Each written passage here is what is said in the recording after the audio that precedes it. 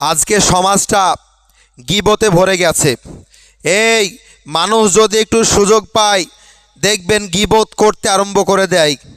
দুর্নাম দুর্নাম, কে কেমন, কে ভালো কে খারাপ, মানুষ পেছনে তার কথা বলতে শুরু করে দেয়।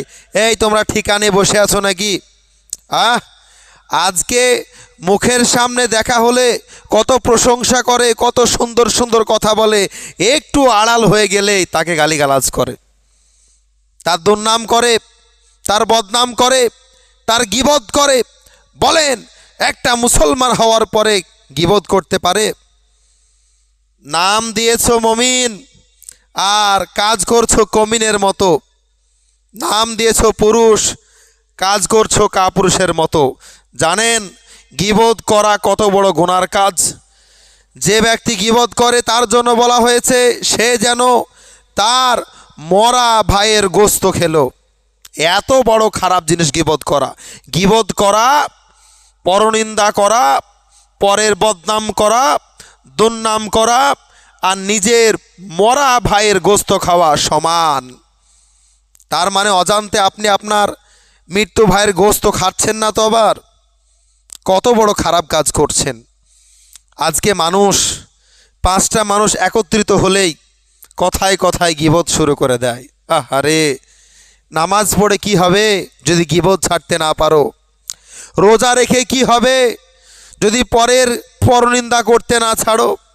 ভালো কাজ করে কি হবে যদি মানুষের দুর্নাম করা না ছাড়তে পারো? সমাজে এমন মানুষ দেখতে পাওয়া যায় যারা পেছনে আড়াল হলে গীবত করতে আরম্ভ করে দেয়, পরনিন্দা করতে আরম্ভ করে দেয়।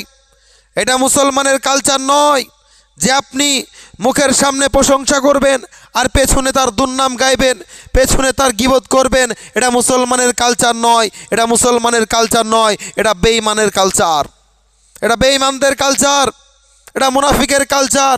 মুমিনের কালচার এরকম হবে না, মুমিনের কালচার এরকম হবে না। এগুলো মুনাফিক বেঈমানের কালচার। অজান্তে আপনি কত বড় গুনাহ করছেন হিসাব আছে? হিসাব দিতে পারবেন তো? হিসাব দিতে পারবেন?